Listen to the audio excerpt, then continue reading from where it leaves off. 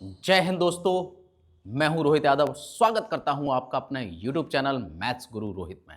दोस्तों, टेट और C TET के मैथ्स के कंप्लीट सिलेबस के लिए आप ये वीडियोस देख रहे हैं दोस्तों। तो दोस्तों, अभी तक हम लोगों ने यहाँ पर अर्थमेटिक में 2 टॉपिक कंप्लीट किए हैं और थर्ड टॉपिक हम लोग रेशियो एंड प्रोपोर्शनल को देख रहे हैं दोस्तों। इसमें हम लोगों ने फर्स्ट पार्ट कंप्लीट कर लिया है, जिसमें बेसिक के साथ साथ हमने कई सारी चीज़ों को पढ़ा। जैसे हम लोगों ने देखा था कि अनुपात क्या है, समानुपात क्या है और अनुपातों की तुलना कैसे करनी है और अनुपात के द्वारा राशियों का विभाजन। तो आप लोगों ने फर्स्ट पार्ट कवर किया है दोस्तों। आज हम देखने जा रहे हैं अपना सेकंड पार्ट। अगर दोस्तों अभी तक आपने इस वीडियो को, इस चैनल को सब्सक्राइब नहीं किया है तो सब्सक्राइब करना मत भूलिए दोस्तों। आते हैं हम आज के अपने इस टॉपिक पर, जो है हमारा रेशियो एंड प्रोपोर्शन का पार्ट 2। आज हम देख रहे हैं दोस्तों इस वीडियो में जो प्रीवियस ईयर्स क्वेश्चंस हैं, किस तरह की परीक्षा में हमारे टेट और सी टेट से प्रश्न बनते हैं। तो दोस्तों वीडियो छोड़ के मत जाइएगा, क्योंकि आज है इस क्लास में बहुत कुछ खास। तो आते हैं दोस्तों, स्टार्ट करते हैं हम अपना आज का टॉपिक। दोस्तों, पिछली क्लास में हम लोगों ने अनुपात के बारे में डिटेल से पढ़ लिया है। आज केवल और केवल हमें प्रैक्टिस करनी है क्वेश्चंस की। तो देखिए दोस्तों, आज हम जो क्वेश्चन देखेंगे वो सारे ही कवर करेंगे आपके रेशियो के पार्ट को। तो इसलिए आप इन्हें एक एक करके प्रॉपर वे में समझने का प्रयास करिएगा। जहां ट्रिक की जरूरत होगी वहां मैं इसे ट्रिक से भी सॉल्व कराऊंगा दोस्तों। तो देखिए दोस्तों, क्या ये प्रश्न कह रहा है कि A/B इक्वल C/D। दोस्तों, हमें जो वैल्यू निकालनी है वो है MA plus NC/MB plus N/D। दोस्तों, हमने आपको पिछले वीडियो में, इस क्लास में हमने आपको बताया था कि यदि दो राशियां इक्वल हैं तो मैंने आपको सिंपल सा एक तरीका सिखाया था कि A बराबर हम C मान सकते हैं और B बराबर हम D मान सकते हैं। अगर मैं अपनी वैल्यू रिप्लेस कर दूं तो देखिएगा दोस्तों, हमें क्या रिजल्ट मिल जाएगा। M इंटू आपने इस A को कन्वर्ट कर दिया C और प्लस N इंटू C। ध्यान दीजिएगा दोस्तों, इसी प्रकार अगर मैं B की जगह आप देखेंगे मैं क्या लिख सकता हूं दोस्तों, D लिख सकता हूं और प्लस हमारे पास है N इंटू D। आप देखेंगे ऊपर वाले टर्म में C कॉमन आ रहा है, अतः M प्लस N मिल जाएगा और दोस्तों नीचे से D कॉमन आ रहा है, अतः M प्लस N। मैं इन दोनों को सॉल्व करूंगा तो हमारा जो आंसर आएगा दोस्तों C/D। आप देखिए दोस्तों, C/D हमारा ऑप्शन नहीं है, लेकिन आप देखेंगे कि C/D किसके बराबर है दोस्तों, A/B के बराबर है, अतः हम इसे लिख सकते हैं A/B। तो करेक्ट आंसर दोस्तों क्या हो जाएगा, A/B। मैं समझता हूं आपको ये बेहतर तरीके से क्लियर हो गया होगा। सिंपल सा प्रश्न था दोस्तों। तो बढ़ेंगे हम अपने अगले प्रश्न पर। आइए दोस्तों, यदि x अनुपात y बराबर, क्या दिया गया दोस्तों, 3:1। हमसे पूछा जा रहा है x³ माइनस y³ अनुपात x³ माइनस y³। दोस्तों, आपको समझना है, अगर वैल्यू अनुपात में दी जाए और अनुपात में ही पूछी जाए तो आप डायरेक्ट वैल्यू को आप मान लीजिएगा, आपके लिए प्रश्न आसान हो जाएगा। यहां आप फॉर्मूला मत खोल दीजिएगा, नहीं तो टाइम वेस्ट होगा।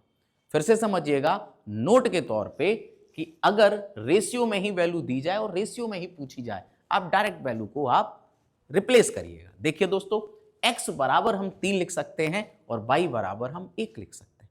तो आप कहेंगे कि सर यहां पर अगर हम वैल्यू रिप्लेस करें तो 3 का क्यू आएगा दोस्तों, माइनस 1 का क्यू आएगा, बटा 3 का क्यू और प्लस 1 का क्यू।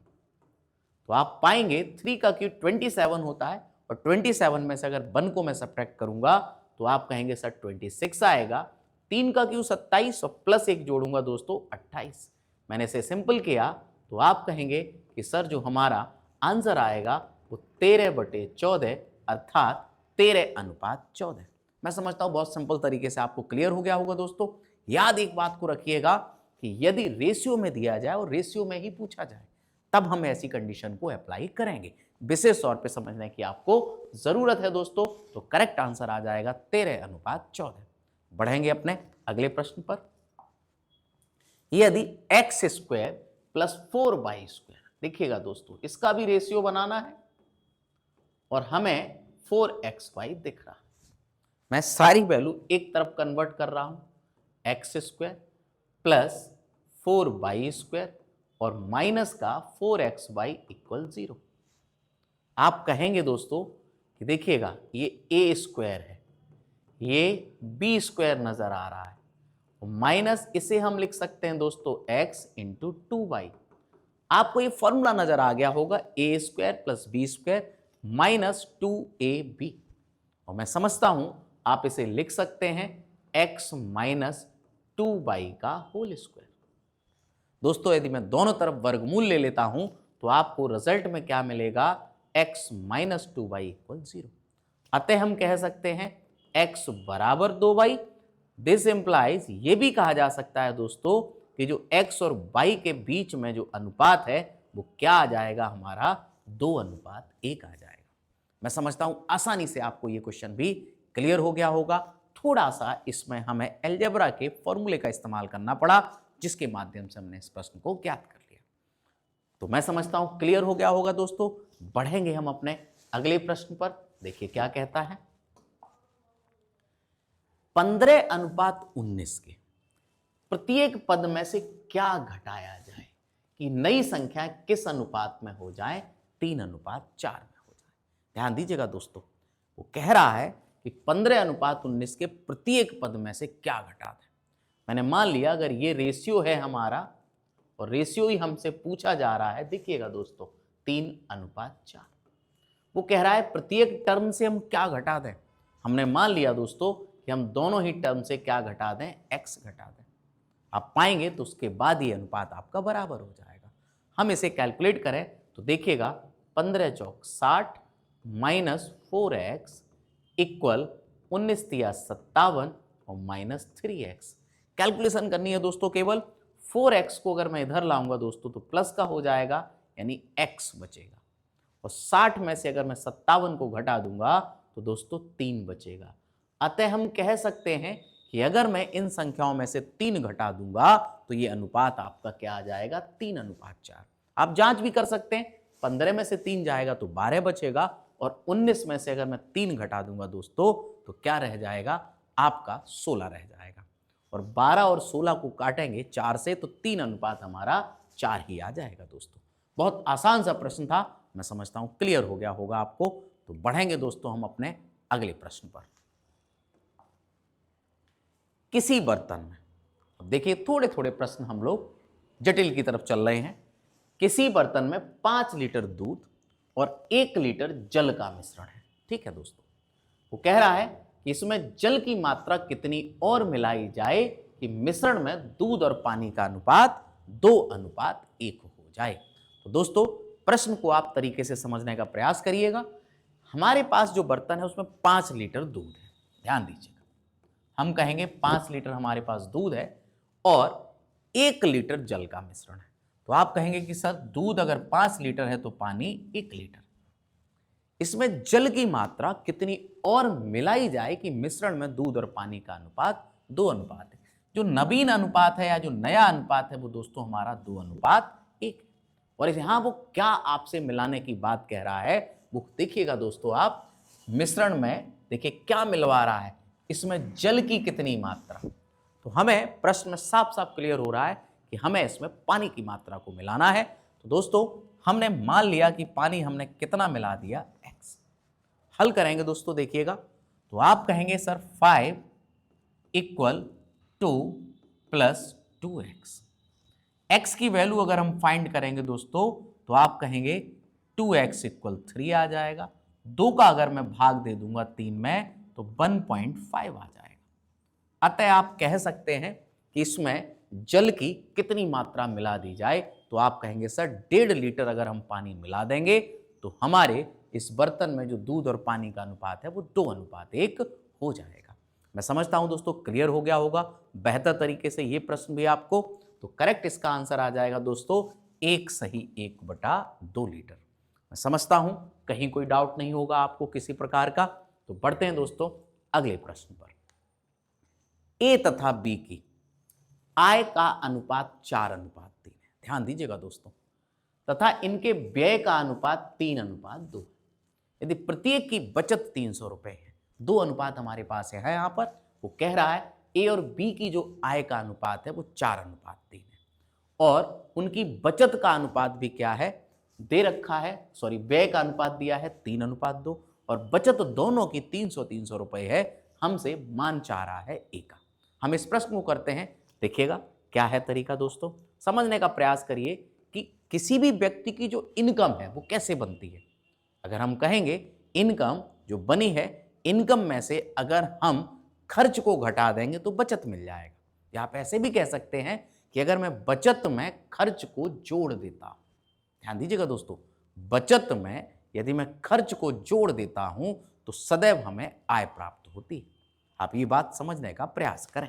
तो देखिए दोस्तों, यहां क्या कह रहा है कि अगर मैं आपसे ये कहूं कि ए की, इसे हम दो तरह से प्रश्न को हल कर सकते हैं। जैसे ए की अगर मैं आपसे कहता हूं दोस्तों कि जो ए की आय है वो है 4x, और बी की आय हम मान लेते हैं 3x। ध्यान देना दोस्तों, इसे दो तरीके से हल करेंगे ताकि आपको आसानी से क्लियर हो जाए। अगर यहां पर व्यय की बात करें तो जो ए की व्यय अगर हम, क्योंकि यहां रेशियो अलग है वहां रेशियो अलग है, तो हमें अलग अलग मानना पड़ेगा। आप कहेंगे कि अगर ए की आय 3x और बी की आय 3x वो 4x, ए की आय 4x और बी की आय अगर 3x है, तो आप ध्यान दीजिएगा, हम कह सकते हैं जो ए की बचत है, ए का व्यय दिया गया है दोस्तों, सॉरी, तो हम ए का अगर हम व्यय देख लें तो देखिएगा ए का व्यय यदि हम 3y मानते हैं, और कल ये x और y के बारे में हम आपको डिफाइन कर चुके हैं दोस्तों कल के वीडियो में। तो इसी प्रकार अगर हम b का व्यय निकालते हैं दोस्तों, तो आप कहेंगे कि सर b का व्यय यहां से आ जाएगा 2y आ जाएगा। अब किसी व्यक्ति की अगर हमें बचत को बनाना है तो आप समझिएगा, आय में से अगर मैं ए की बात करूंगा, आय 4x की इनकम है, खर्च 3y है, यदि मैं दोनों को घटा देता हूं तो हमारे पास जो बचत है वो 300 आ जाएगी। ये हमारा पहला समीकरण बन गया दोस्तों। इसी प्रकार हम b के लिए कहेंगे 3x माइनस 2y इक्वल 300। या तो आप इन इक्वेशन को सॉल्व करके प्रश्न हल करिएगा, लेकिन ये थोड़ा टाइम टेकिंग प्रोसेस है। हम इसे एक दूसरे तरीके से हल करते हैं। देखिए दोस्तों कितना आसान हो जाएगा हमारे लिए, कि अगर मैं आपसे कहता हूं कि ए का व्यय, ध्यान दीजिएगा दोस्तों, ए का व्यय अगर मैं 3x मानूं और बी का व्यय मैं 2x मानूं, ध्यान दीजिएगा, तो ए का व्यय अगर 3x है और बी का व्यय अगर 2x है, और इन दोनों की बचत 300 है। अब आप देखिएगा, ये है बचत, सॉरी व्यय, और ये है बचत। व्यय में अगर मैं बचत जोड़ रहा हूं तो आय बनेगी, और ये इन दोनों की आय का अनुपात हो गया, और आय का अनुपात प्रश्न में ज्ञात है दोस्तों, कितना है, 4:3 है। तो आप इसे सिंपल तरीके से एक स्टेप में सॉल्व कर सकते हैं। हल करेंगे दोस्तों, 9x प्लस 900, मैंने क्रॉस मल्टीप्लाई किया, इधर देखिए दोस्तों 8x प्लस 1200, मैं इसे सॉल्व कर ले रहा हूं, 8x इधर जाएगा तो घट जाएगा, और इधर आएगा तो 1200 में से अगर 900 घटा दूंगा तो x का मान 300 आएगा। अब समझने का प्रयास करिए दोस्तों कि 300 जो निकल के आया वो x की वैल्यू निकल के आई। प्रश्न में क्या कहा जा रहा है, a की आय क्या है। तो a की आय अगर आपको निकालनी है दोस्तों, तो a की आय यही तो थी। आप देखिएगा, तो a की आय को अगर हमें समझना है तो आप कहेंगे सर x का मान 300 है, 300 इंटू 3 करेंगे दोस्तों तो 900 आ जाएगा, और 900 में अगर मैं 300 जोड़ दूंगा तो आप कहेंगे a की आय 1200 आ जाएगी। मैं समझता हूं क्लियर हो गया होगा दोस्तों बेहतर तरीके से। ये प्रश्न आपको इक्वेशन मेथड से थोड़ा सा समय लग सकता है, हमने तो इसलिए हमने इसको नहीं देखा, तरीका मैंने आपको बता दिया, आप इक्वेशन से इसे हल कर सकते हैं दोस्तों। ये सिंपल सा तरीका है जिसके द्वारा हमने इस प्रश्न को हल कर लिया। बढ़ेंगे दोस्तों अपने नेक्स्ट प्रश्न पर, देखिए क्या कहता है। आते हैं दोस्तों अगले प्रश्न में। एक रेफ्रिजरेटर तथा एक टेलीविजन के मूल्य का अनुपात इस अनुपात में दिया गया है दोस्तों। यदि रेफ्रिजरेटर की कीमत टेलीविजन से 5500 रुपया अधिक है तो हमें बताना है रेफ्रिजरेटर का मूल्य। आप समझ रहे होंगे, ये रहा रेफ्रिजरेटर और ये रहा हमारा टीवी, टी फॉर टी से हमने टीवी ले लिया। इन दोनों के बीच का जो अनुपात है दोस्तों 5:3। मैं ये कह सकता हूं अगर रेफ्रिजरेटर 5 यूनिट का है तो टीवी 3 यूनिट का है। आप चेक करिएगा कि जो रेफ्रिजरेटर की कीमत है वो टीवी के से 2 यूनिट अधिक है। और आप इतना समझ गए होंगे कि 2 यूनिट का ही मान दे रखा है दोस्तों क्या, 5500 रुपए। ऐसे आप समझ सकते हैं। अगर मैं 1 यूनिट का मान निकालूंगा तो आप कहेंगे कि सर यहां से भाग देने पर देखिए 2 दूना 4, यहाँ 2 सत्ते 14 और 2 पंचे 10, 2750 आ जाएगा। हमसे किसकी कीमत पूछी गई है, रेफ्रिजरेटर। तो आप देखिए जो रेफ्रिजरेटर की कीमत है वो 5 यूनिट है, मैं इसमें केवल और केवल 2750 से गुणा कर दूंगा तो हमें इसका उत्तर मिल जाएगा दोस्तों। हल करिएगा, 0, 25, 5 सत्ते 35 और 2 37 और 5 दूना 10, 10 और 3 13। आप कहेंगे सर 13,750 रुपए का क्या है, हमारा रेफ्रिजरेटर है। तो मैं समझता हूं बहुत आसान तरीके से आपको दोस्तों क्लियर हो गया होगा, क्योंकि ये कॉन्सेप्ट हमें आगे अप्लाई करना है, इसलिए आपको यहां सीखना जरूरी है दोस्तों। बढ़ेंगे अगले प्रश्न पर। यदि x-2 और x-3 के बीच मध्यानुपात x है।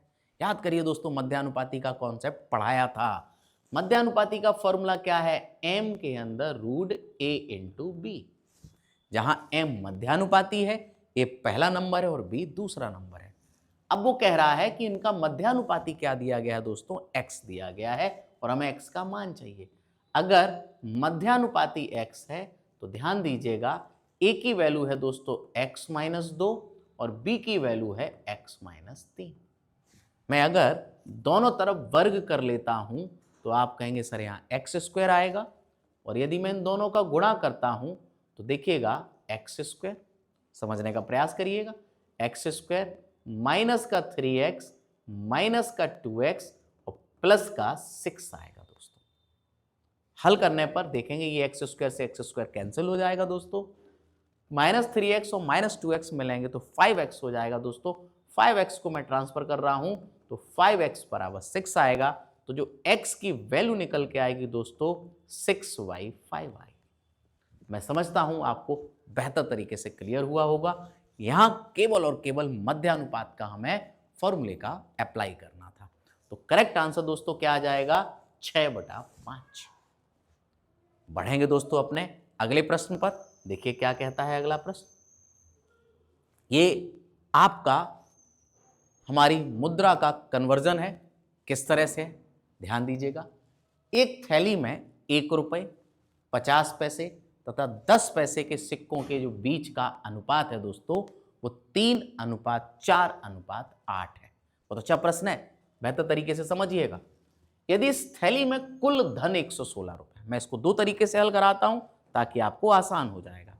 देखिए दोस्तों, पहला तरीका, मैं अगर आपसे यह कहता हूं कि 1 रुपए के जो सिक्कों की संख्या है वो हमने मान ली 3x।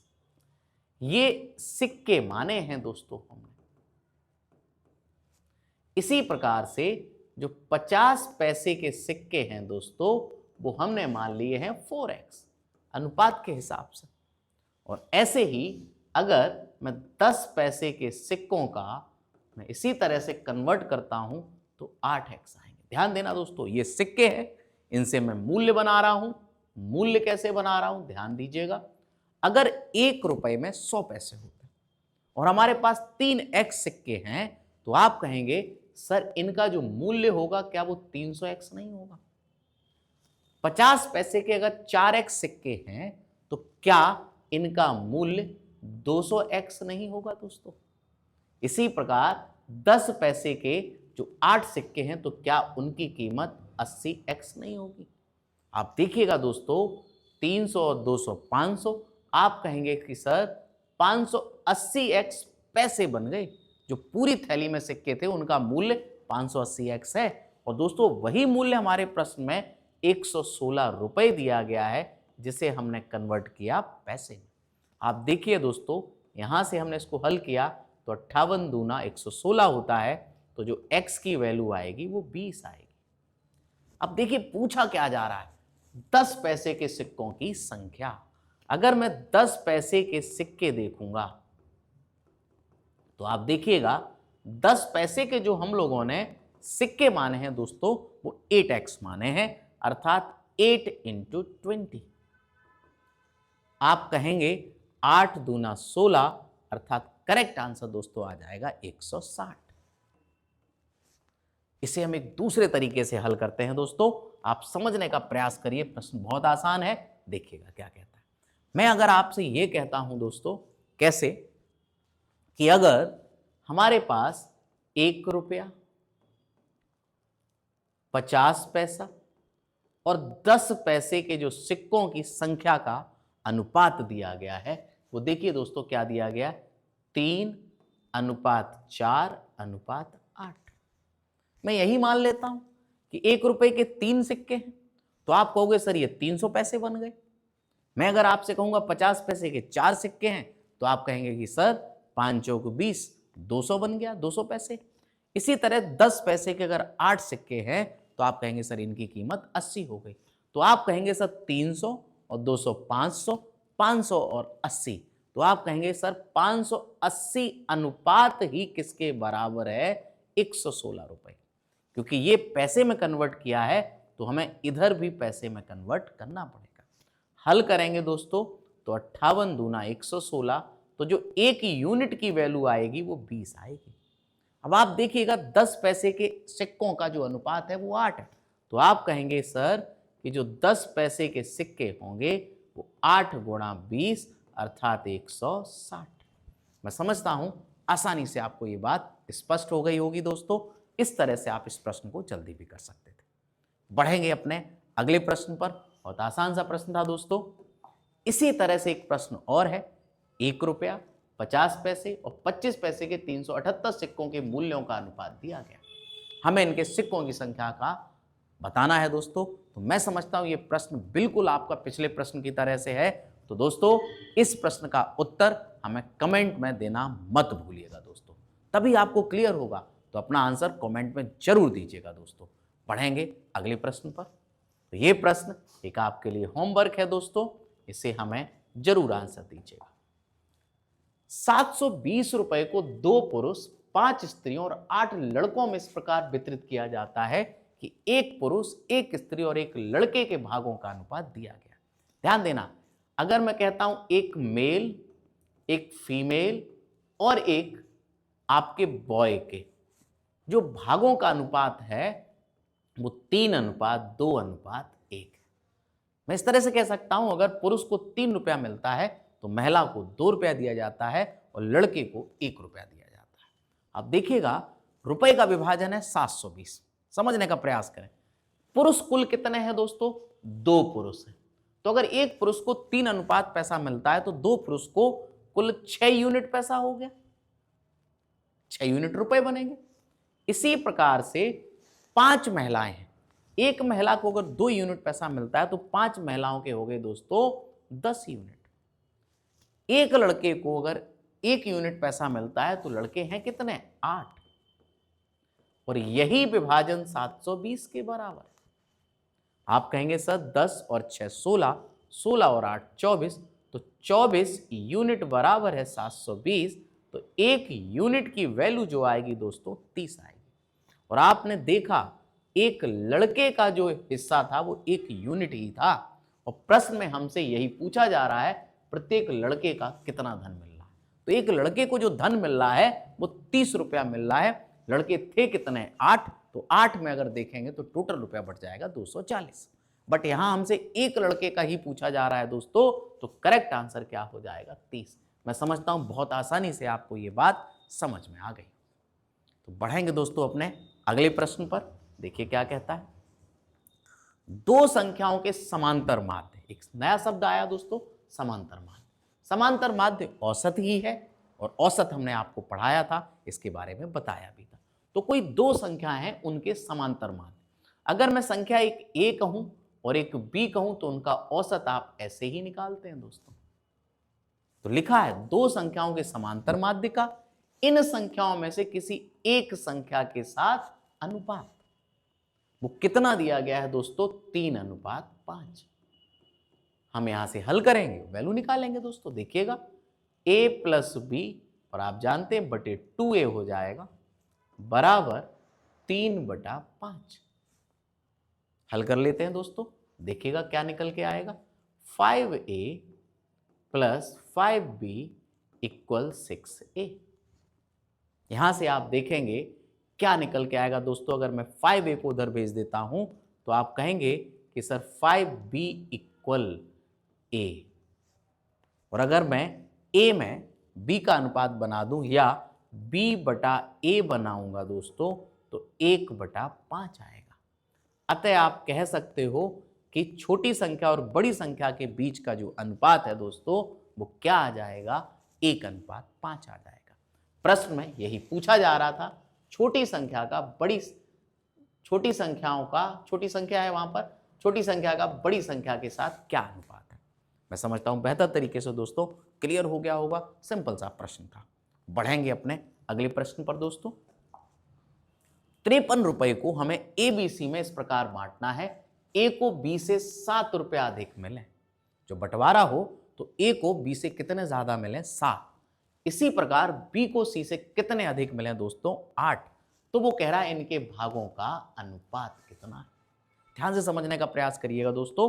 अगर मैं से पहले 2 मेथड से बता रहा हूं, पहला सिंपल देख लीजिएगा।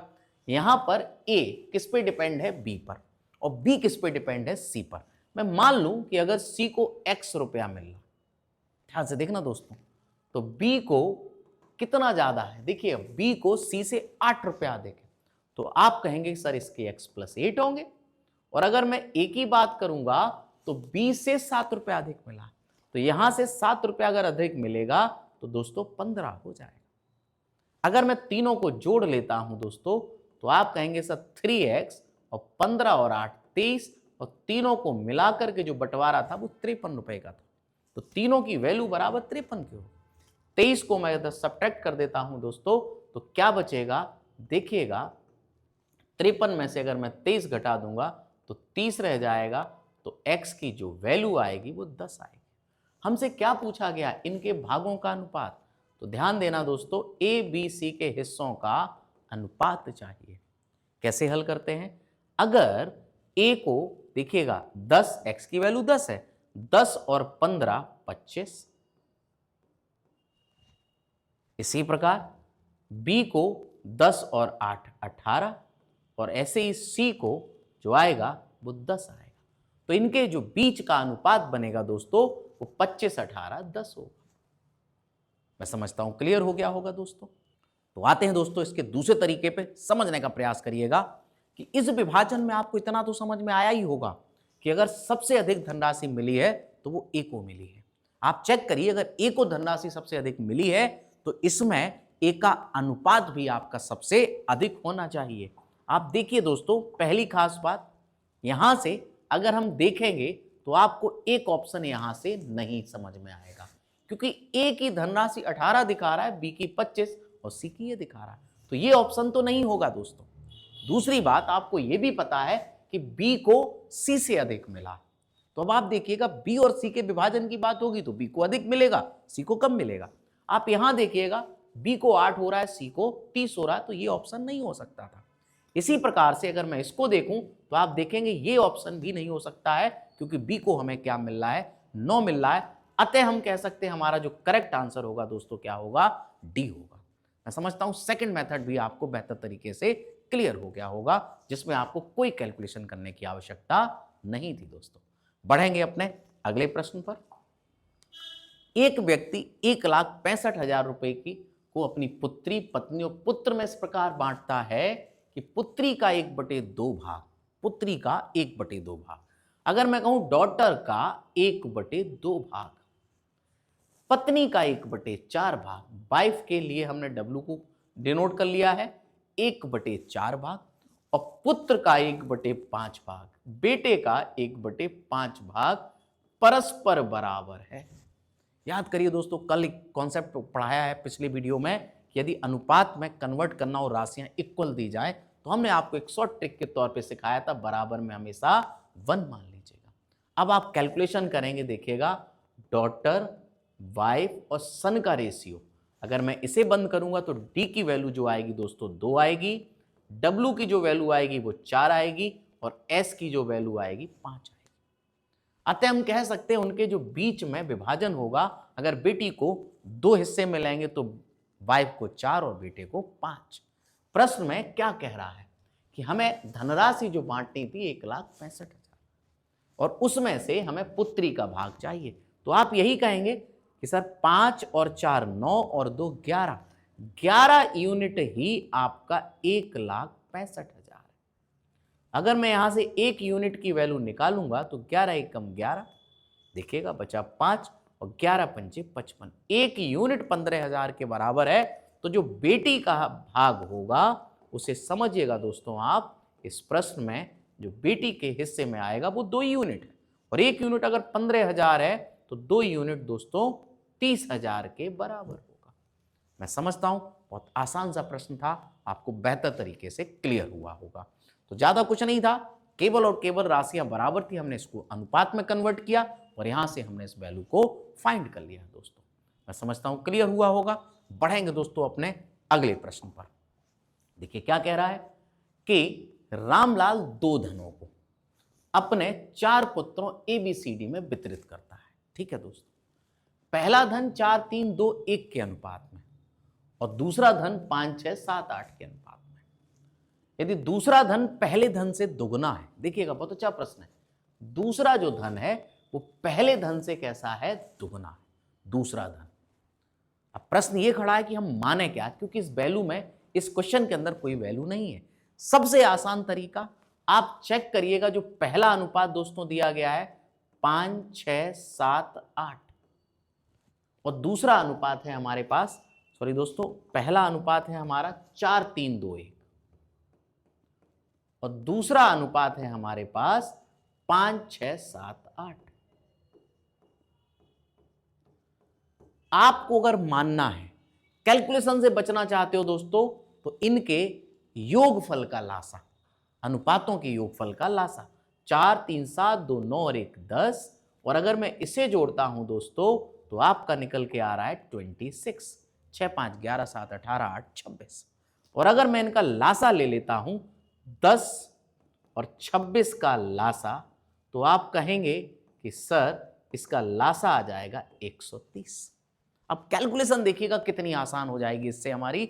मैं आपसे कह सकता हूं कि जो मेरा पहला धन है वो है दोस्तों 130 और उसने कहा है कि जो दूसरा धन है वो पहले धन का डबल है, तो आप कहेंगे सर 260। अब विचार करिएगा कि यदि 10 यूनिट 130 के बराबर है तो 1 यूनिट 13 के बराबर होगा, तो आप कहेंगे जो पहला बेटा है उसे जो धन मिलेगा 1 यूनिट, देखिए 13 के बराबर है 13 चौक 52, और दूसरे बेटे को जो मिलेगा वो 13 तिया 39, तीसरे बेटे को मिलेगा 13 दूना 26 और चौथे बेटे को मिलेगा दोस्तों 13। यदि मैं 260 का विभाजन करता हूं, यहां पर 26 यूनिट 260 के बराबर, तो जो पहले बेटे का हिस्सा है वो दोस्तों क्या निकल के आएगा, वो निकल के आएगा 50, दूसरे का 60, तीसरे का 70 और चौथे का 80।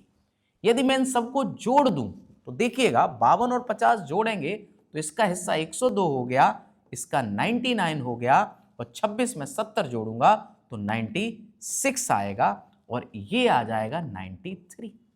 तो आप बताइए सबसे अधिक धनराशि किसे मिल गई, तो आप कहेंगे सर सबसे अधिक धनराशि प्राप्त करने वाला ए है।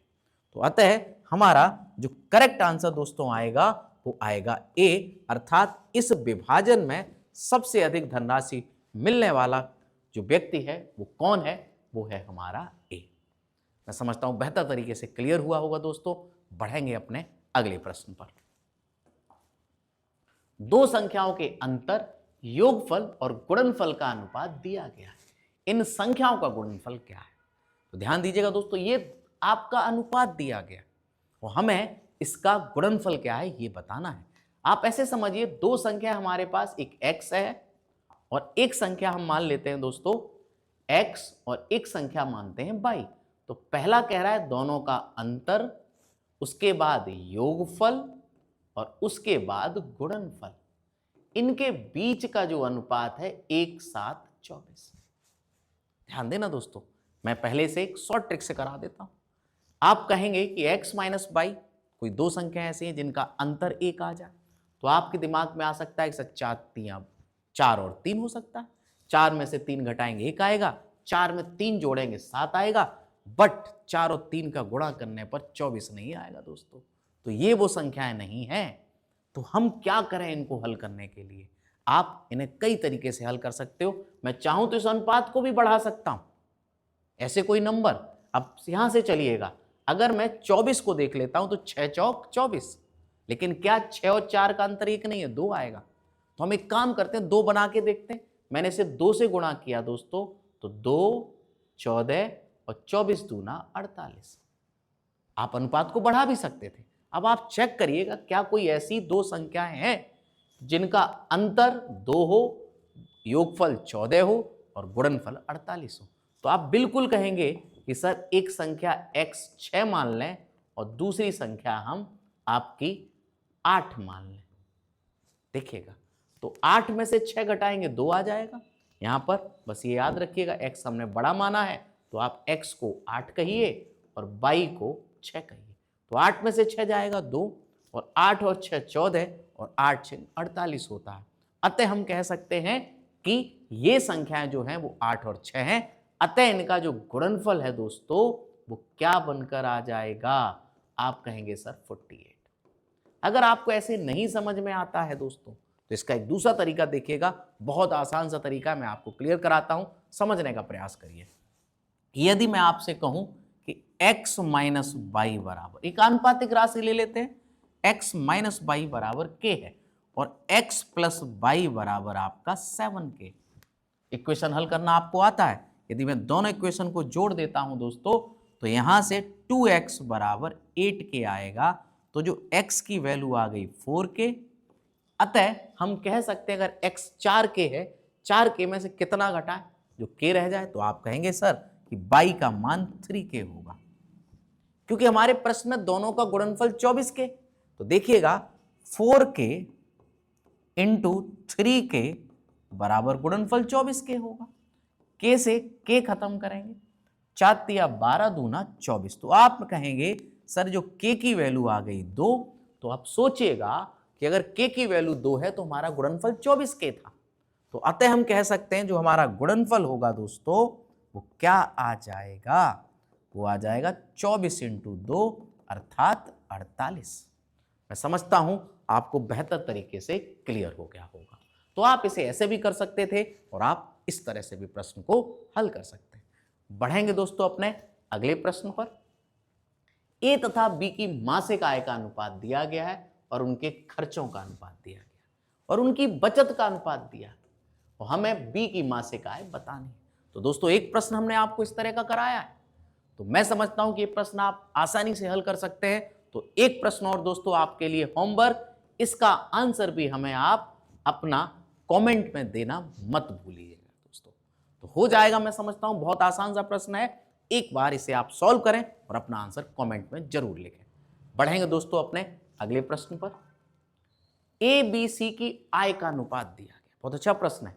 अगर मैं आपसे कहूं कि ए बी और सी, अगर उनकी आय का अनुपात 3:7:4 है और उनके जो व्यय का अनुपात है, ध्यान दीजिएगा यहां पर ये इनकी आय है, और अगर मैं व्यय की बात करता हूं दोस्तों, यहीं पर जो व्यय है वो है दोस्तों 4, 3 और 5।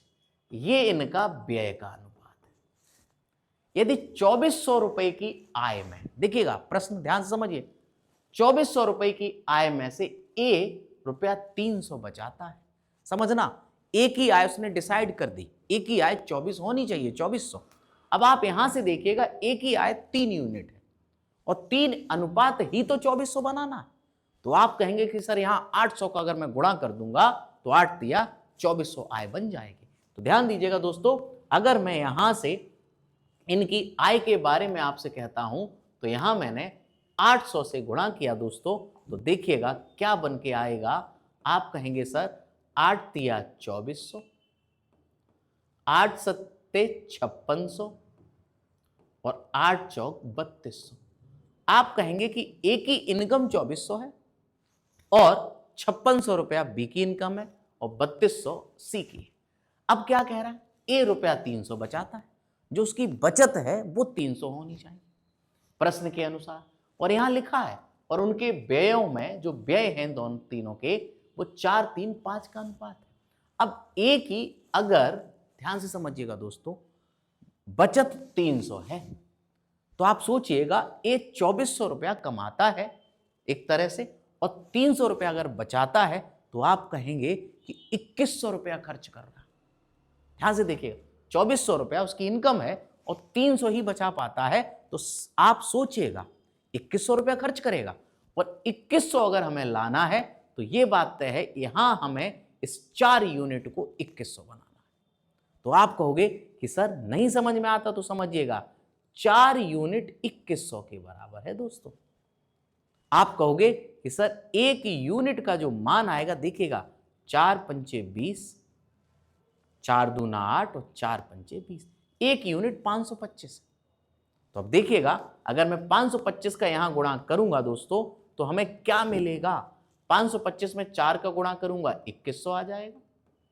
525 में मैं 3 का गुणा करूंगा तो आप कहेंगे 3 पंचे 15 या 1575।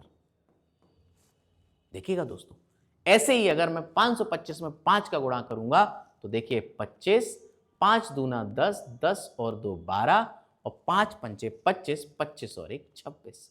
अतः हम कह सकते हैं कि जो ए बी सी है हमारे, इनके हमें व्यय भी मिल गया और इनका हमें, आप देखिएगा ये व्यय हो गया, ये इनकी आय हो गई, तो हम इनकी बचत भी ज्ञात कर सकते हैं। हमसे पूछा जा रहा है बी और सी की बचत, तो बी की जो बचत होगी दोस्तों, ध्यान से देखना, हमें बी और सी की बचत बतानी है।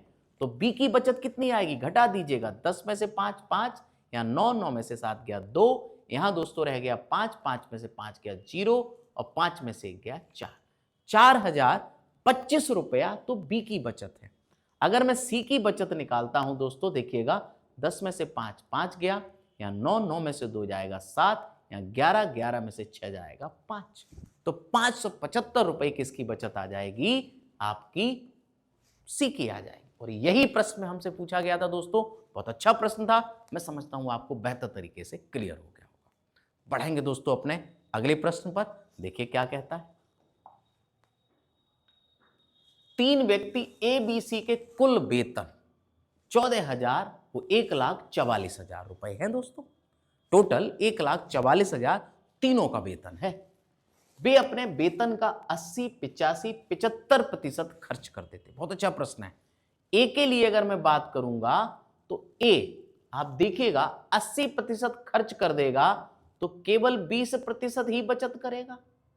आप कहेंगे बिल्कुल सर, और उनकी बचत का अनुपात दिया गया है दोस्तों, तो आप इसे लिख सकते हैं बराबर 8 यूनिट, 8 अनुपात है। आप जानते हो किसी भी की इनकम 100% होगी, 100 में से 80% खर्च कर लेगा, 20% बचा लेगा। अगर मैं इसकी इनकम बना देता हूं तो 100% लाना होगा दोस्तों, तो यहां 100% लाने के लिए 5 से गुणा करिए, 20 पंचे 100 होगा, तो 5 का यहां भी गुणा होगा, तो आप कहोगे कि सर 100% बराबर आपका क्या 40 यूनिट नहीं आएगा। इसी तरह से बी को देखिए, बी 85% खर्च कर रहा है, 85 खर्च करेगा दोस्तों तो 15% बचत करेगा, और यही 15% 9 यूनिट के इक्वल है। मैं अगर इसे हल करूं दोस्तों तो आप कहेंगे सर 3 पंचे 15 और 3 तिया 9, 5 को 100 लाने के लिए 20 से गुणा करिए तो 20 पंचे 100 होता है और 20 तिया 60 होता है, तो यानी इसकी इनकम भी 60 यूनिट। सी की देखेंगे, सी कितना खर्च कर रहा है दोस्तों, 75% खर्च कर रहा है, तो आप कहेंगे सर 25% बचाता है, और 25% का अनुपात 20 यूनिट है। तो 25% को अगर मैं 100 बना दूं तो 100% इक्वल दोस्तों क्या आ जाएगा, 80 यूनिट आ जाएगा। अब देखिए आप दोस्तों, 60 और 40 100 और 80 180 यूनिट हो गई तीनों की सैलरी। और यही मान हमारे पास क्या है, 1,44,000। आप इसे हल करिए, 18 8 144, तो एक यूनिट जो है वो 800 के बराबर आ गया। यही तो हमें चाहिए था। क्या चाहिए उसे, तो वो कह रहा है यहां पर दोस्तों ए का वेतन, यस सी का, सॉरी, हमसे यहां प्रश्न में पूछा जा रहा है दोस्तों किसका, सी का वेतन क्या है। तो देखिएगा, अगर सी का वेतन निकालना है तो सी का वेतन है 80 यूनिट और एक यूनिट का मान दोस्तों आप लोग निकाल चुके हो, अतः इसका जो करेक्ट आंसर आएगा वो 64,000 आएगा।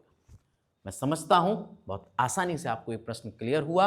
ये क्वेश्चन परसेंटेज और रेशियो दोनों का कॉम्बिनेशन था। क्वेश्चन थोड़ा सा टफ था, लेकिन मैं समझता हूं आसानी से आपको क्लियर हुआ होगा। तो दोस्तों बढ़ेंगे हम अपने अगले प्रश्न पर, देखते हैं क्या कह रहा है। 126 रुपए प्रति किलोग्राम, 135 रुपए प्रति किलोग्राम, दो प्रकार की चाय को तीसरी प्रकार की चाय के साथ 1:1:2 के अनुपात में मिलाया गया। ठीक है दोस्तों, यदि इस प्रकार बने मिश्रण का मूल्य 153 रुपया प्रति किलोग्राम हो गया तो तीसरे प्रकार की चाय का मूल्य बताना। अच्छा प्रश्न है, सिंपल सा प्रश्न है। मैं मान लेता हूं दोस्तों 126 रुपए वाली चाय हम 1 किलो ही लेके आ गए। इसी में अगर हम एक दूसरी चाय मिला दें 135 रुपए किलो वाली, उसको भी हमने मान लिया 1 किलो मिला दिया, और तीसरी प्रकार की चाय का मूल्य हमें मालूम नहीं, तो हमने उसे मान लिया x है, और उसको हमने कितने अनुपात में मिलाया है, 2 अनुपात। अब आप सोचिएगा, जब हमने इनको मिक्स किया तो हमारा जो मात्रा इकट्ठी होगी 2 और 1 3 और 1 4 kg। आप कहेंगे सर 4 किलो भाव, 4 किलो मात्रा बन गई, और जब हमने उसे चेक किया तो हमारा मूल्य जो बन के आ रहा था वो 153 रुपया बन के आ रहा था। हल करेंगे दोस्तों और आपको उत्तर मिल जाएगा। 126 में अगर मैं 135 जोड़ूंगा तो 6 5 11, 3 2 5 और 1 6, देखिएगा 6 5 11 आएगा, सॉरी दोस्तों, यहां से, और 3 और 2 5 और 1 6 और 2, तो ये दोस्तों हो गया 261 प्लस 2x। इसे हल करिएगा, 4 12 और 20 और 1 21, 4 और 2 6, 2x इक्वल, इसे घटा दीजिएगा, 2 में से जाएगा 1, 11 में से 6 जाएगा दोस्तों 5, यहाँ 5 5 में से 2 जाएगा 3। x की वैल्यू अगर हम निकालेंगे दोस्तों तो देखिए क्या मिलेगा, 2 एकम 2 बचा 1, 2 सत्ते 14 और 2 पंचे 10, 175 रुपये 50 पैसे। तो यानी कि जो तीसरे प्रकार की चाय हमने, या जो भी आपका पदार्थ है यहाँ पर चाय थी, तो दो प्रकार की जो चाय में हमने तीसरे प्रकार की जो चाय मिलाई थी उसकी कॉस्ट क्या थी, 175 रुपये 50 पैसे। मैं समझता हूं दोस्तों आपको बेहतर तरीके से क्लियर हुआ होगा। दोस्तों ये पार्ट था हमारा रेशियो एंड प्रपोर्शन का। अगर आपको दोस्तों ये वीडियो पसंद आया है तो प्लीज़ इसे शेयर करना मत भूलिएगा। मिलेंगे आपसे दोस्तों नए वीडियो में नई क्लास के साथ, तब तक के लिए दोस्तों जय हिंद।